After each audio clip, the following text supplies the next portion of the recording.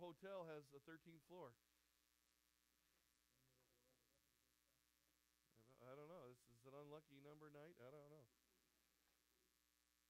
What we're going to get into is this thing called parody. Who can tell me what parody means? Parody. If you want to Google it, that's fine. Parody. Well, it's the word. Parody means like mimicking, imitating.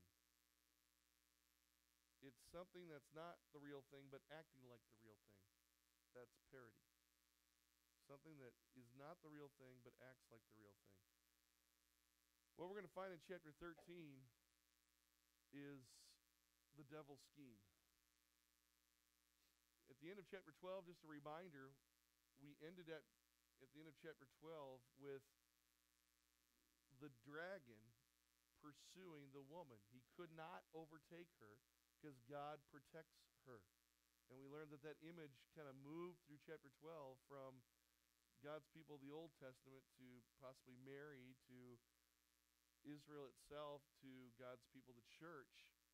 So kind of this moving image of Israel and God's people. And ultimately God will protect his church. Gates of Hades will not prevail against God's church. But it says at the end of chapter 12 that the dragon went to make war against the woman's offspring. That's you and me. That's individual Christians all over the world. And so we are the target of his anger. We are the target of his schemes, his plotting, his planning to take us down. And indeed, many times over has the devil done quite a job on God's people. Moral failure, attacks, discouragement, depression, you name it, he's done it. So what we're going to learn in chapter 13 is, well, a lot of how the devil works. How does he attack the woman's offspring? In what way does he work? In what way do John's readers understand that working going on in their culture? In what way does that apply to us? Because we're going to find very similar things that would match Roman culture and American culture that is going on. And we'll walk through it. Let me give you a little background before we read the text of what's going on in the Roman Empire, kind of leading up to John's day. Nero was a Caesar, an emperor, in the 60s AD or era. And he was ruthless. He was the first to really come against the Christians and slaughter them and persecute them to the nth degree. So Nero was feared by Christians, of course, and they had a bad taste in their mouth over Nero. Now, he killed himself, and it was a shockwave throughout the whole Roman Empire that he would have done such a thing. In fact, it's almost like Elvis. People don't believe that it actually happened. There's Elvis sightings all the time, right? Well, there were Nero sightings, or at least the rumor was that he didn't actually kill himself, or he was so powerful that even if he did, he would come back to life again. And if not as himself, he would come back to life like reincarnated in someone else, like another emperor, another leader of the Roman Empire. So you have the Nero part, and after he dies, the empire goes into trouble. They go into a lot of trouble. Civil war breaks out. Several emperors come and go, and they didn't last a year on the throne. I mean, they were dethroned, and rebellion came against them, and so civil war breaks out over the course of several years, and things are a little chaotic in the kingdom until Domitian comes to power at John's day in the 90s. And Domitian, as the emperor, kind of brings it all back together, holds it together. That before Domitian, I'm gonna say it wrong. It's Vespian. What is it?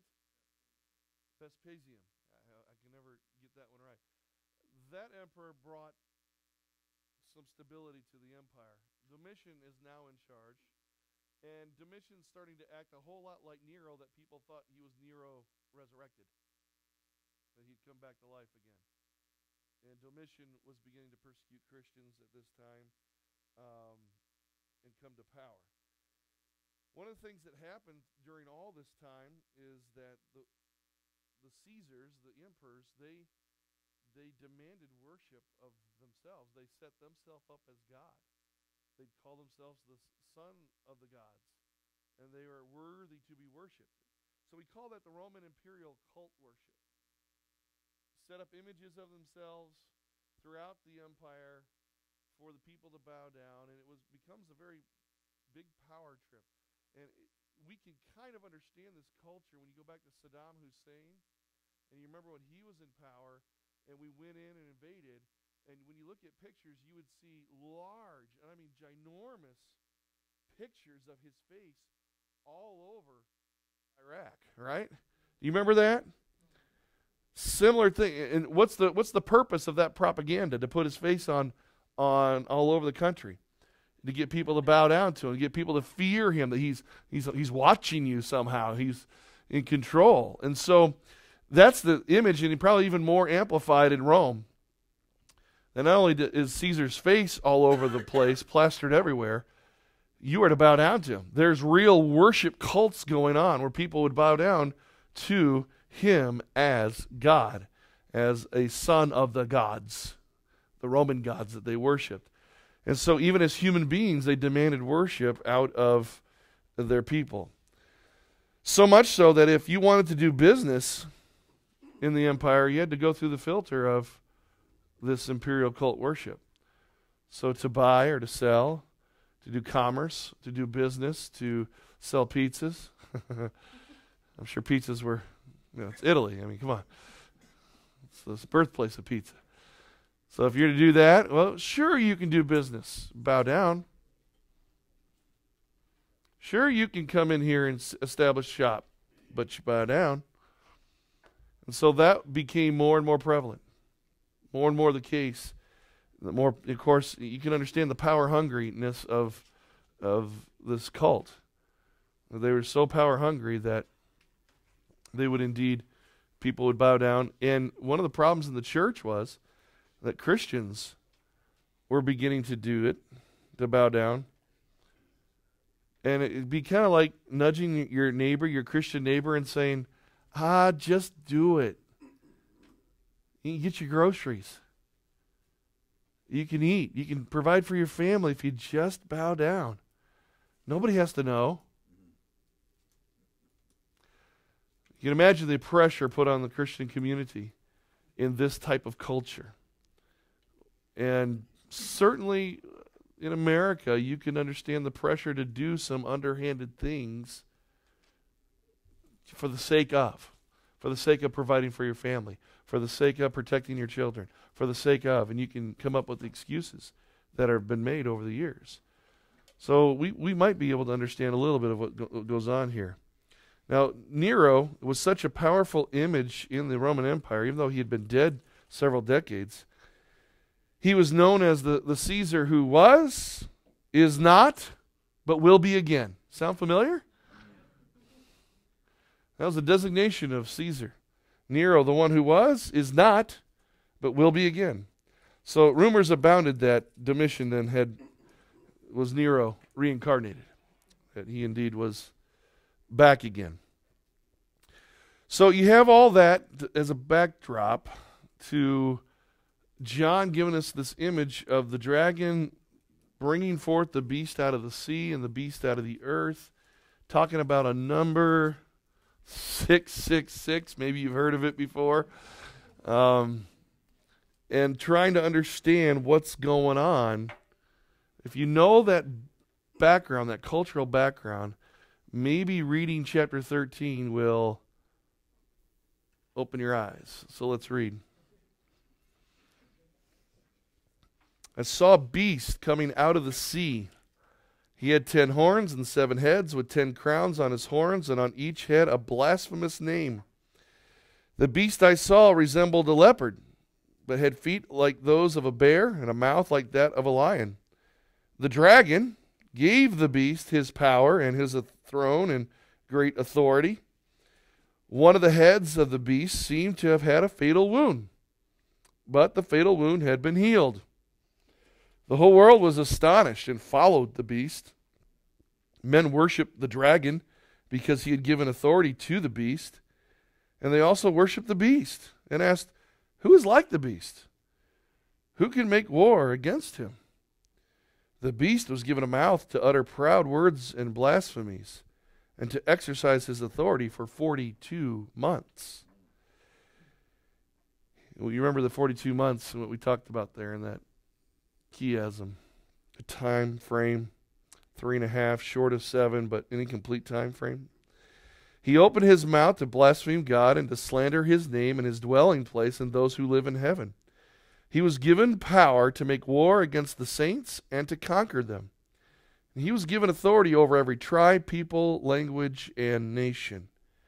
All inhabitants of the earth dwellers, all inhabitants of the earth will worship the beast, all whose names have not been written in the book of life belonging to the Lamb slain from the creation of the world. He who has an ear, let him hear. If anyone is to go into captivity he will go. If anyone is to be killed with the sword he will be killed. This calls for patient endurance and faithfulness on the part of the saints.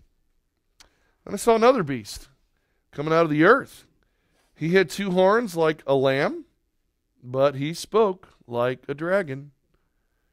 He exercised all the authority of the first beast on his behalf, and he made the earth and its inhabitants worship the first beast, whose fatal wound had been healed. And he performed great miraculous signs, even causing fire to come down from heaven to earth in full view of men. Because of the signs he was given power to do on behalf of the first beast, he deceived the inhabitants of the earth. He ordered them to set up an image in honor of the beast who was wounded by the sword and yet lived.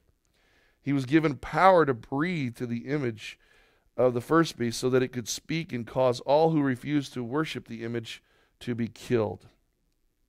He also forced everyone, small and great, rich and poor, free and slave, to receive a mark on his right hand or on his forehead, so that no one could buy or sell unless he had the mark, which is the name of the beast or the number of his name. This calls for wisdom. If anyone has insight, let him calculate the number of the beast, for it is man's number. His number is 666. How exciting. Now, with the cultural background, does some of this start to come alive? Start to make a little more sense? How John is describing his own surroundings and where he lives and where his church that he's pastoring, where they live and what they're dealing with and what they're going through. Let's walk through it a little bit. The beast out of the sea. It's a direct image from Daniel chapter 7. In Daniel 7, he talks about 4 beasts. And the 4 beasts that he talks about is a leopard, a bear, a lion, and the 4th one is the one that crushes all the others. Well, it's a 4th one is mentioned there in Daniel 7. And what you see here, what John's doing is he's taking Daniel's vision of the 4 beasts, 4 separate beasts that look like these animals, and he's shoving them into one image. What about the 4 beasts of Daniel's vision? Who are they talking about? Back in Daniel's day, they were talking about the Babylonian Empire, the Persian Empire, the Greco Empire, the Greek Empire, Alexander the Great, and the Roman Empire. They were bringing all that together as the image that Daniel has of 4 empires that come, try to destroy, try to take over, but then the one that destroys all 4 of them, of course, he talks about the enduring everlasting kingdom, the one of eventually described as Jesus, the Messiah. His kingdom that lasts forever, his kingdom that destroys all the others and rules forever. So you have that image in Daniel, and John picks up that image rolls it into one image and says, well, here we are again. Another beast. Another beast that looks like the one in Daniel chapter 7. It resembled a leopard, had feet like a bear, a mouth like a lion. The dragon gave the beast its power, its throne, its great authority. And so what you have here is a monster, a beast who's trying to destroy God's people. A monster beast that's trying to destroy God's people. And in many ways, he's a parody of Jesus Christ. But this is a political power. Definitely in John's day, he's talking about Rome. No doubt about it. The images are too close for it to be mistaken. This is Rome. This is the Roman Empire. This is Domitian. This is, people's fear about Nero coming back to life. And how do we know that? Well, he talks about one of the heads of the beast seemed to have had a fatal wound, but the fatal wound had been healed. That sounds like two different things to me, but I think he means both things in the same image. One, the fatal wound is the Nero that had wounded himself, cut his throat to kill himself. And everybody thought that he was, is not, and would be again. Well, everybody thought he was again because Domitian had come on and they thought he was reincarnated in Domitian. So the fatal wound, it looked like it had been healed.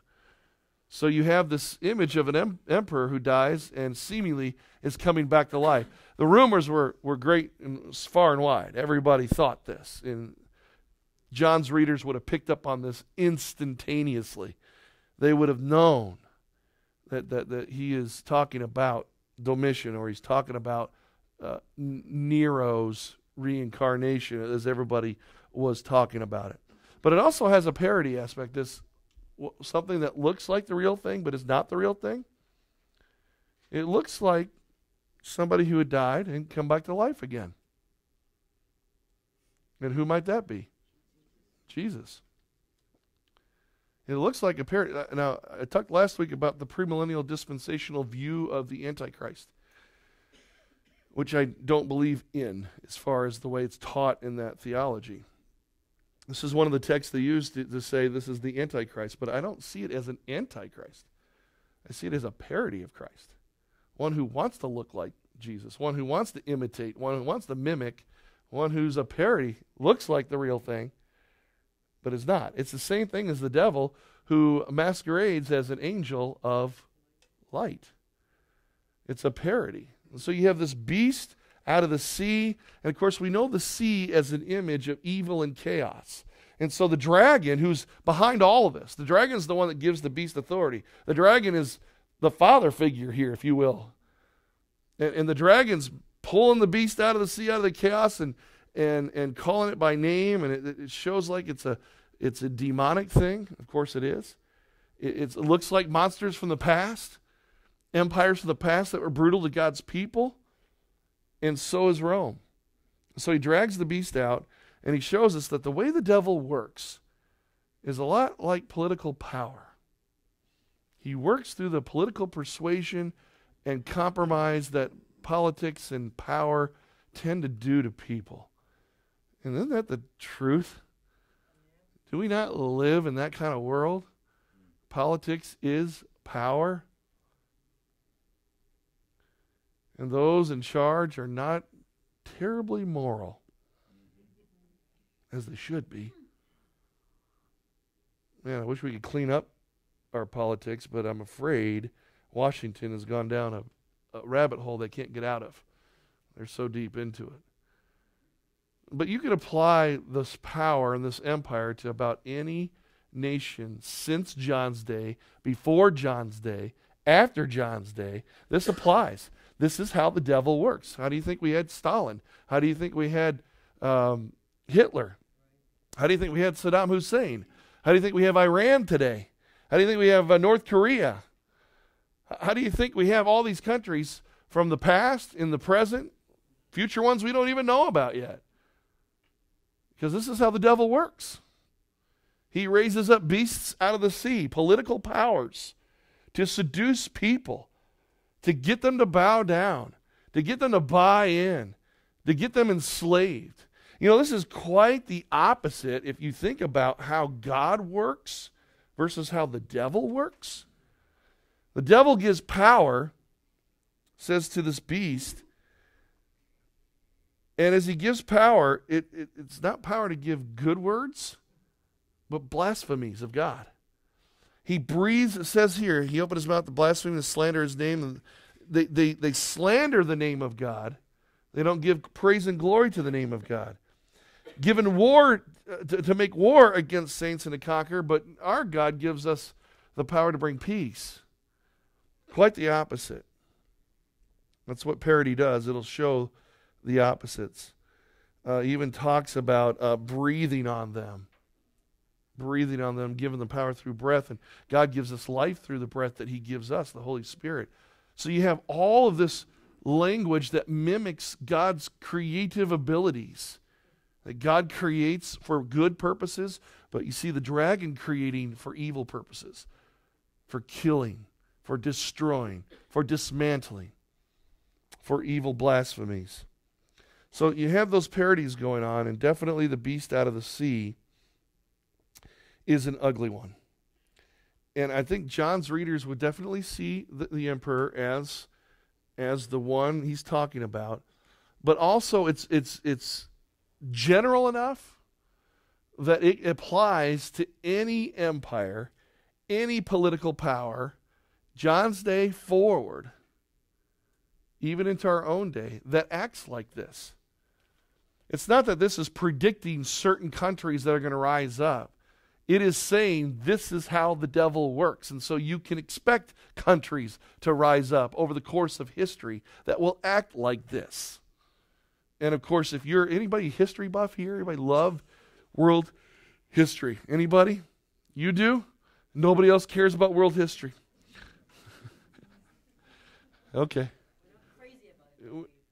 You look at it, you like it, but you're not in love with it. Okay, all right. Well, yeah, History Channel. Get your History Channel out. There are empires that are good, and some that are really bad. But this is the devil's schematic. He draws it up. How can I get people to be dehumanized? How can I get people to get away from glorifying God and worship me instead?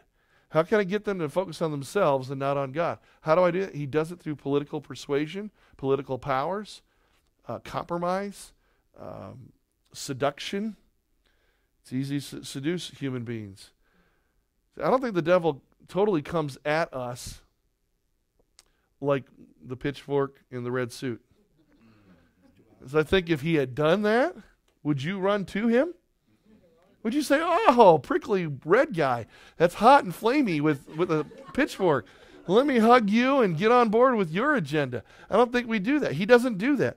What John does is he exposes him here. He pulls back the curtain and says, you need to see this for what it really is. It's a beast. And it's ugly.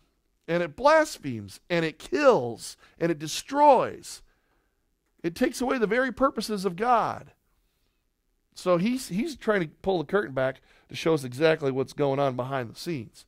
Christians, you want to know why you're dealing with compromise? You want to know why you're dealing with persecution? Here, let me show you. And it's not just for John's day. This applies right across the board all through history. You just go to those evil empires. See if they don't have some kind of imperial cult worship-like thing going on in their culture. A seduction, a desire to bow down. Here's what's going on in the Roman Empire. Of course, at Rome, home field advantage, the emperor lives there, and of course the imperial cult worship's going on there. But then Rome's on the sea. You get across the sea into the lands, and especially Turkey, the Asia Minor, where the 7 churches are, excuse me, and then other places beyond that. What do you think these little cities are doing? They're competing with one another to see who can build the nicest and best temple to the emperor. And to get people to come to their little temples and their little towns to worship and bow down. Come bow down. Because if we set up the best of the best, then maybe the big guy will come visit us someday and reward us. Maybe he'll pay us a visit to our little Roman colony out here in Philippi or Thessalonica or Corinth or wherever we may be, and maybe he'll come and be pleased with, oh, what a nice temple you made for me. Here, let me throw some money at you. Or let me ease the tax burden on you. Probably not that. No tyrant eases tax burdens, do they? Okay, we won't go there. Let's leave that alone. So you have that going on. Well, that is going to begin to explain this beast out of the earth. But before we get to the beast out of the earth, let's take care of some business here. It's obvious that they make this beast makes war against the saints to conquer them. And of course, that's what was going on in John's day. Christians are being conquered and killed. We already know that. Blood of the saints under the altar, that's happening. He was given authority over every tribe, people, language, and nation. The Roman Empire ruled the world at that time. That 42 months, he was able to do this for 42 months. Just that, again, that period of time that makes sense on all the other 42s and 3.5s that we found throughout chapters, 11 through now, chapter 13. That chiasm that we saw of the 42s and the 1260s and the 3.5s. Just an incomplete period of time, but a temporary period of time, but definitely within the scope of church history, of human history. And so he's limited in that he works within human history, not all eternity, but he's certainly at work today too. It's not just for John's day. So you have all that going on, and then it says this. Earth dwellers worship the beast, but not those whose names are in the book of life. Of course, the beast out of the earth is going to tell us what consequences that has. Can't buy or sell, prejudice. There's a prejudice against Christians. Is there a prejudice against Christians in our culture? You say that confidently because you know that's true, right? Because you read the news. So one of the beasts out of the earth, I think representing another evil entity, the localities that are outside of Rome itself, outside on the land. Rome kind of represents the sea. Beast out of the sea comes emerging out of that Mediterranean Sea. And then the beast out of the earth is helping perpetuate that imperial cult worship on the earth, on all the dry ground, all around the Roman Empire. Let's get people involved. Let's push people toward worshiping this beast because he will save us. Who is like the beast, it says. Who can make war against him? I think John's kind of sarcastic a little bit. Because what you're going to see unfold in the rest of the book of Revelation is how quickly God takes care of enemies. So, here's the hard part. The hard part is this quote from the Old Testament. And it comes out powerfully. He who has an ear, let him hear. What is it that John wants us to hear? In light of a beast out of the sea coming to make war against saints, with the power of the dragon, acting like Nero, power of Rome behind it, all of it just politically awful. He says, if anyone's to go to captivity he will go. If anyone's to be killed with the sword, he will be killed. What is that saying?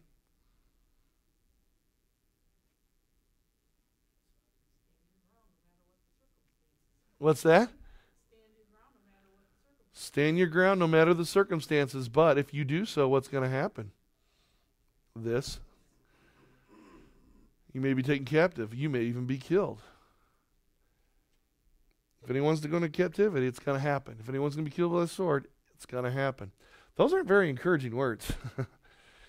But there is some real sense of reality here that John bears upon the text. That Christians, you live under the influence of the beast of the sea. And it is a bad influence. And it may just cost you your life. If not, it'll cost you a lot of suffering. A lot of suffering. Captivity is suffering. You guys been following? Have you followed the news story of our military officer who was detained in Mexico? Chained to his bed. Awful things going on. And I think Bill O'Reilly is really the guy who got him freed because he put pressure to to make the Mexican president let him go because they detained him because he had a gun. He was going to go to Costa Rica and do some hunting. And he checked the gun in legally and everything at the border, but they didn't like the fact that he had a gun, so because of that, they put him in jail for 4 months. And he's in awful shape. Sick, dehydrated, bad, mentally real bad. And so that's when I think of captivity. To captivity you will go. Oh, I don't know. I'd rather take the kill by the sword part. I can sit under the altar and ask God for vengeance in a blissful, restful heaven. Much easier than in a prison. I mean, maybe that's a cop-out, but, John's not giving us a pretty picture here. And then he ends this thing, this little section on the beast out of the sea. And your NIV is not really well equipped to translate this great, but let me just give you a little extra. It says, this calls for patient endurance and faithfulness on the part of the saints. Literally it says, here is. H-R-E-E, here is. He's not given an exhortation to the Christians to be patient, per se. He's saying, here is the patient endurance and faithfulness on the part of the saints. This is the example, is what he's saying. This is already happening. Christians are already going through patient endurance and faithfulness on the part of the saints. Here is what it looks like. It looks like captivity. It looks like being killed by the sword. It looks like they're under the thumb of the beast of the sea. It looks awful. They're being conquered. War is waged against them. And so the word really is here is, not this calls for. I don't know how the NIV got to translating it that way, because it happens again, I think, in chapter 16. But here is, that's the phrase.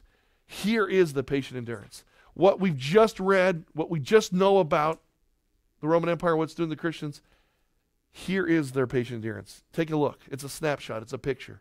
Okay? Then he sees another beast coming out of the earth. He had 2 horns like a lamb. Interesting. Something that looks like, but is not exactly like. We've heard the lamb language, have we not already? Who's the lamb? Jesus. So one who had 2 horns that looks like a lamb, but talks like a dragon. If it walks like a duck and talks like a duck and waddles like a duck, it must be a duck, right? Well, this one, it's interesting that he had 2 horns like a lamb, so he looks like a lamb, but when the mouth opens, that's not what comes out. It speaks like a dragon. It's very interesting. You guys watch the TV? I watch probably too much TV. But the Allstate commercials? Is that what you were thinking of right now? They all talk about their coverage insurance, and then all of a sudden the guy's deep voice comes through this little person's mouth, my Allstate agent, blah, blah, blah, blah, blah, blah, and they talk about their coverage and everything. It's kind of funny. Somebody else is speaking, through their mouth. That's what I think of when I think of this now, is a lamb. Oh, harmless little lamb. Blah, and the dragon comes out and the fire comes out of his mouth. I don't know. Talks like a dragon. What he's trying to tell us here is these beasts, they are trying to look like God and Jesus. But the true source of where they come from, where they get their power, their existence is not from God. It's from a dragon. The devil is behind all of this. He speaks like a dragon. He exercised all the authority of the first beast on his behalf. Made the earth worship and the inhabitants worship the first beast. So here's somebody on the outskirts of Rome. Come on. We built a little temple just like they have in Rome. Come on. Let's go worship. Maybe we'll gain favor. And this is what the beast is. It's a come on. Let's worship. Let's worship the beast out of the sea. Let's worship the dragon. Let's give all honor and glory to that guy. And so it's somebody heralding and getting people to give glory to this beast. And, of course, we know the first beast, the one whose fatal wound had been healed. He performed great and miraculous signs. In fact, there were magicians throughout the Roman Empire. and in these temples that could perform great magic tricks, just like in Moses' day in the Egyptians. They had the same kind of magic that Moses was attempting with throwing the rod down. It becomes a snake, and he picks it back up. So they had similar magic. That's why Pharaoh wasn't too terribly impressed, though. He got the picture eventually.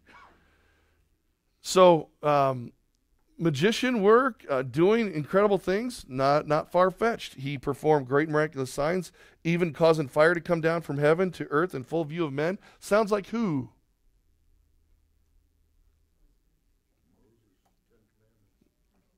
We'll go back to a specific story in the Old Testament.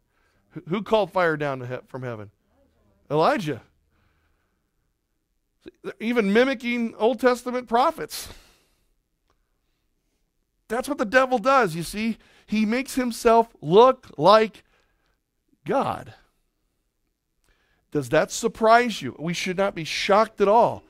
Because when the serpent came to Eve, he said to Eve, what did he say to Eve? Go ahead, eat it. For when you eat it, you will what? Be like God. That's the sin from day one. That will always be the sin. You will put yourself on the throne. You will be the God of your own universe. That's the temptation of Satan. He hasn't changed his ways. Methods maybe, in the ways in which he gets to us. Through the Roman Empire, through other empires, maybe through your individual life, maybe through American culture, maybe through Iranian culture, maybe through Indian culture, maybe through Filipino culture, maybe through South American culture. I don't know. He works in these ways to get us to say, I want to be like God. In all the wrong ways.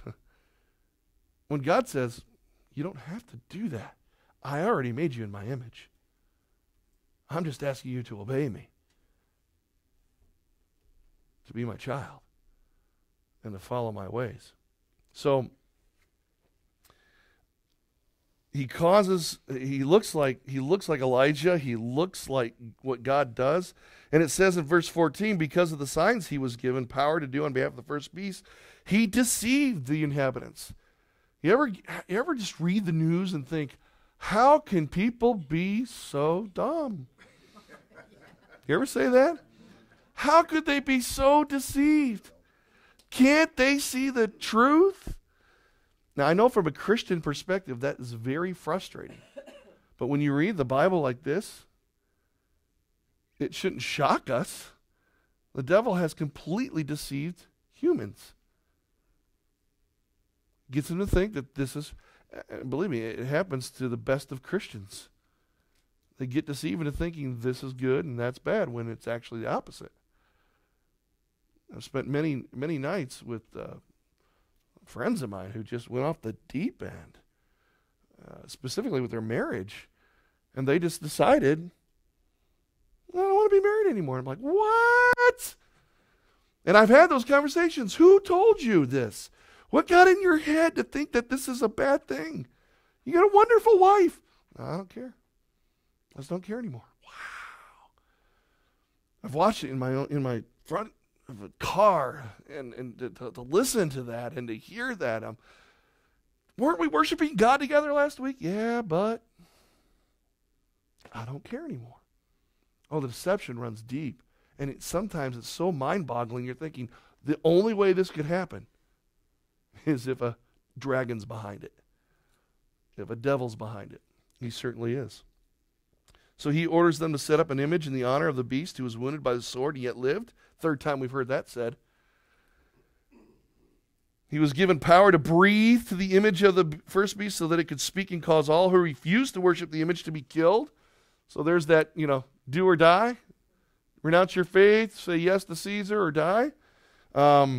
He also forced everyone, small and great, rich, poor, free, slave, to receive a mark on the right hand and forehead. Where have we seen the mark on right hand and forehead before in Revelation? Yeah, Christ did it. Well, where did he do it? Yeah, the name of the believers in chapter, pop quiz. Chapter 7. There you go, Kim. So, yeah, Christ said, mark their foreheads and their arms with a seal. He seals them. And that's just language of the Old Testament where they seal the doors and they seal the people. Write it on your foreheads, write on the door frames of your house, my commandments. And it's just language of being completely committed to Christ and to the Lord. Well, now that's turned opposite. Now he breathes and he forces the small, great, rich or poor, free and slave to receive a mark so that no one could buy or sell unless he had the mark. And so it's gone in the opposite direction. Now he recognizes those who don't worship. If they don't worship, they don't get to buy or sell. They could starve to death. So here's the problem that the Christians were dealing with in this day. Do I buy that meat in the marketplace, knowing that it had been offered up as a sacrifice to the cult? They had to deal with that. Do I go in the marketplace and do I deal knowing what's going on? And those aren't easy answers, because there's not easy answers for Christians today. Now, things we get to interact without having to bow down, a literal bowing down to an imperial cult, but it's getting harder and harder, is it not? Because we used to be able to go into schools and pray. And that was okay. We used to be able to put up nativity scenes anywhere we wanted to. We used to. Can you fill in that phrase? We used to be able to ... How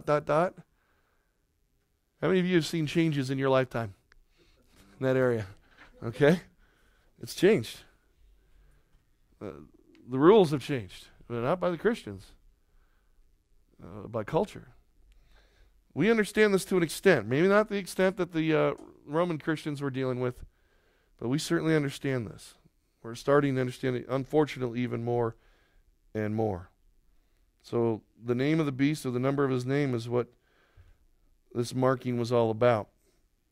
Before we get to this final exciting part, let me just reiterate where we've been so far. Beast out of the sea, an image from Daniel 7, talking about the political power, Rome. John pulls that image into one image here. It's a parody of Christ, the one who had a fatal wound but lived again. Reminds us of Nero, who they thought had come back to life again. And then the beast out of the earth perpetuates this whole thing, brings it to life.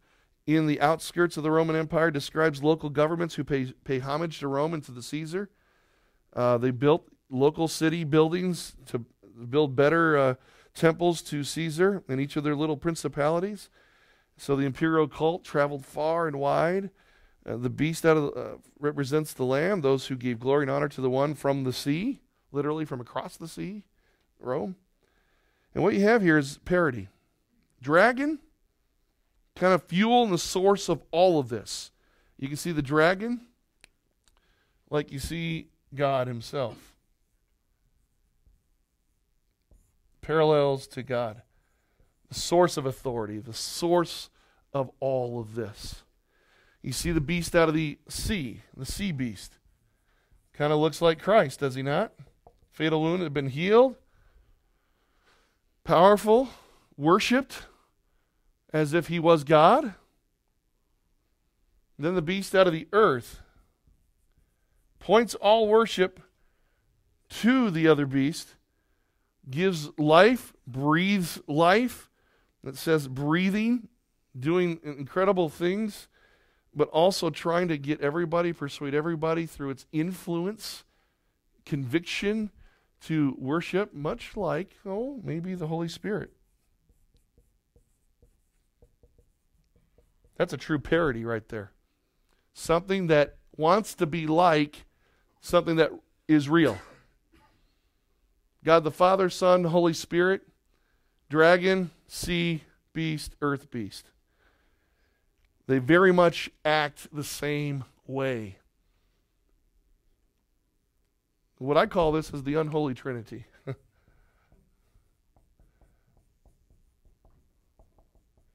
The unholy Trinity, right here. Acts like God, pretends to be like God, but when he speaks, it's a dragon. No doubt about it. So you have the unholy trinity, the power and the parity, like a serpent to be like God. Now, I give you an outline. This is from a commentary I've used as a guide. This is Christopher Davis. He writes for College Press. And I just snatched a couple pages out of his commentary because it was a good back-to-back. I just want you to take it home, take a look at this, reference it on your own. It shows you how this parody takes place throughout the book of Revelation. God, the Trinity, Satan, the evil Trinity. God and Satan, their parallels. The Lamb and the beast out of the sea, the one like Christ, the one who acts like Christ, and the Holy Spirit and the beast from the land. And they give references throughout the book to show you what God, the Father, Son, and the Holy Spirit do, and what the dragon, the sea beast, and the earth beast do. They are pretty scary how parallel they actually are. And what you're getting is a picture of how does Satan go after the woman's offspring. Here's his schematic. Here's his drawn up plans, his design. And it's probably a big lesson for the church. How does Satan go after church people? Because he's going after us. He's got the earth dwellers. It says he's got them worshiping. They're bound down. They're deceived completely. But the target's on our back. And when he comes after us, he kills us if we don't do what he wants us to do. If he gets us to do what he wants us to do, then we're not faithful anymore. We're not patiently enduring anymore. We're just bowing down. How does he do it? Like I said, he doesn't come at you with a pitchfork and a red suit. He comes at you looking as close as he possibly can to God. He will become the Holy Trinity, or the unholy Trinity, to get you to think he's the Holy Trinity. He will do these things. This is his plan. This is his plot. This is his scheme. Unfortunately, it has worked quite too often, right? And so this is chapter 13.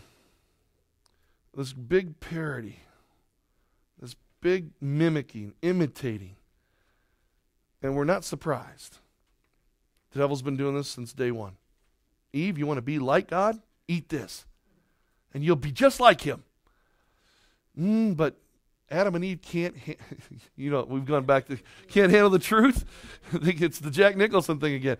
You can't handle the knowledge of good and evil. Only God can handle that. For them to eat the bite out of that, they're like, oh, now we have complete knowledge of that too. What do we do with it?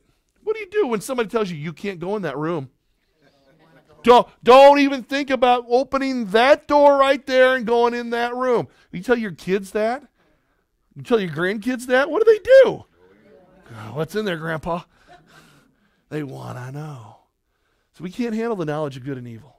Once we took a bite out of it, it's in our world. And more times than not, we choose evil to rebel. And Satan knew that. And that's his power scheme.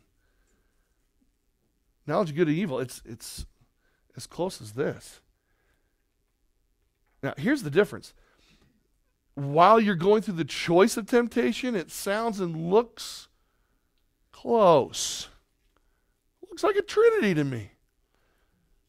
But then once you work your way through the sin, on the other side of that are consequences. That's where it gets way different. Consequences go in opposite directions. Great reward, joy, peace, patience, kindness, gentleness. All these wonderful things come to you over here. But when you go through the sin on this side, the consequences are dire. And the devil looks back at you and he says, I didn't show you what that was, did I? I didn't show you it was behind closed doors. I didn't show you behind door number 4. Let's not talk about door number 4. Let's get you through the temptation. Let's get you to sin. And then you'll deal with the consequences later. He's a salesman. And he sells you a bill of goods. And on the other end, there's no warranty. That's really what it's about. And he loves it because he destroys us. He destroys our humanity. He destroys us completely. And so it leads to this final verse. A call. And again, here's those words, this calls for, same as here is. Here is wisdom. You want wisdom in this world? You want wisdom to fight against the schemes of the devil? You want this wisdom, he says, if anyone has insight, you have wisdom and insight into this, let him calculate the number of the beast, for it is man's number. It is a fallen number. It is an incomplete thing. His number is 666. Oh boy, what's that all about? Well, let's get rid of the Holy Trinity for a minute. Talk about 666. In fact, let's get rid of all this. Just focus on 666 altogether. How many of you have ever got a credit card or gone to the store and you go through the line, $6.66, and you throw the pack of gum in just because you don't want it to be that? Am I right? How many of you done that? Right now, admit it. This is a good place for confession. It's safe. Anybody done that? Oh, you guys are brave souls. You're going to... Yeah. I'm going to close our session tonight with a funny story, but not funny for me, but you'll get a lot of laugh out of it. Anyway, 666. What do you think it means? Well, there's a good start. Let's put 666 up here. First, it's not 7. Good observation. Anything else?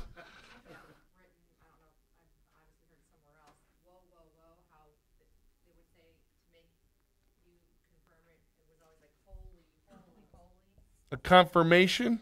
Good. It's a confirmation because it's in triplet, right? So it's in triplet. It's a confirmation. 6, 6, 6. Okay? What else?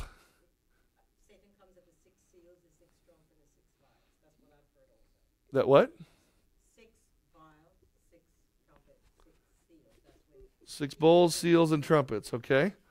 You have the 6. 666. Right. Seals. Okay. A series of 6s. Yes. Gotcha. It didn't make the list. That's okay. I think it's the same thing as this. Anything else? Any other ideas on 666? I mean, this is the number even non-Christians talk about, right? Even the people that don't go to church, don't open their Bibles, don't care. You say 666, they know what you're talking about. I mean, this is one of those things that leaps out of Scripture into our culture, and it just gets smudged around all over the place. Everybody knows, yeah.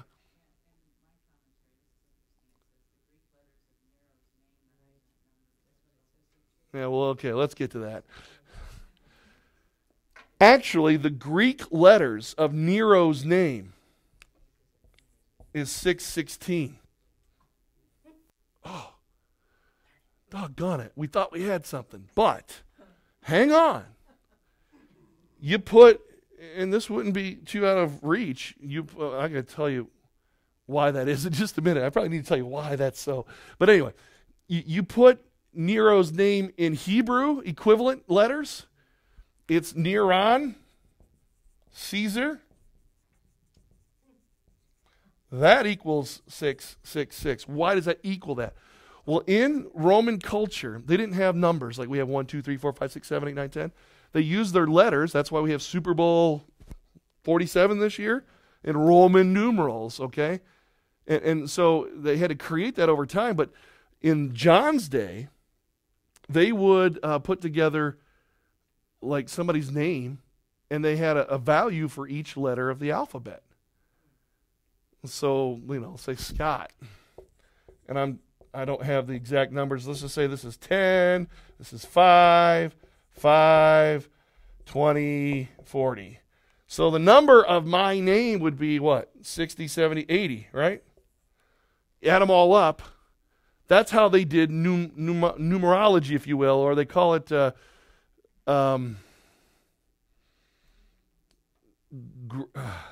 grammatia, or grammatira, or something. I can't. My brain's not working on that right now. So it's a way of putting the calculation of one's name. In fact, in Pompeii, when they excavated Pompeii, they found this inscription, and it says, "I love the number of the name 545." It's like graffiti on a wall saying, I love Sally, and I'm going to write I love Sally up here. But in their day and age, they use names and numbers. And so they found this inscription, I love the name that has the number 545. And they all knew what 545 might add up to. And maybe it could be a couple combinations, but that's how they used numbers back then. And so to put Neron instead of Nero, adding that N adds 50. So N equals 50. Would it make it 666? And all these other letters put together added up to 666. What's John doing with this? What's the number of the parity? That's what he's saying. What's the number of the parity? The one that looks like but isn't quite like? It's 666, which means it's not this. And it's confirmedly not that. Triplet, 3 times over. So it comes up short. We know 6 is less than 7. It's the imperfect number. And so it's completely and utterly coming up short. And Neron was known, possibly, especially in the Hebrew equivalent, as the number of his name being 666. So he's definitely pointing back to the emperor at one level. And like I said before, John could take an image and weave 2 or 3 meanings into the same image and get a lot of mileage out of an image. Well, he's getting a lot of mileage out of this one, more so than even America knows about. So you have this, you have the incompletion, those 2 images, right? But there's one more.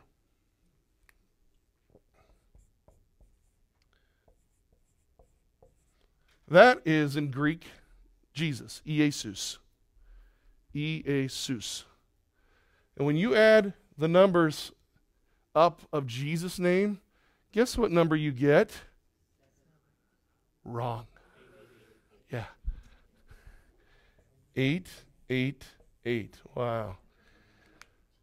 Now, what we know about Jesus, let's take Jesus, the importance of his death, burial, resurrection, and what all that means to us. In John's day, in the gospel days, New Testament church, they thought differently of Easter Sunday than they thought of any other Sunday. They thought of Easter Sunday not as the first day of another week. They thought of it as the 8th day. It was an 8th day. And so early on in the church, the number 8 became associated with Jesus as his number. Because he, in the 8th day, he was starting a new creation. He was resurrected from the dead with a new body. And so he's the 8th day guy. 8 was his number. And it just so happens that the Greek letters, done up the same way of Neron, Caesar, and everything else, comes out to 888. Something John doesn't say here, something all of his readers would know and would have talked about, would have been familiar with. So now I'm going to take 3 images and shove them into one symbolic number. 6 being utterly incomplete with these 2 combined. It's not 7 and it's triplet. It's not 7 3 times over. So it's an incomplete number. It would have reminded people of an incomplete leader. Doesn't measure up. And would parody. Why not 555 or 444 or 777 for that matter? Because 6 is incomplete. And it would remind them of Nero. Only 6 could do that.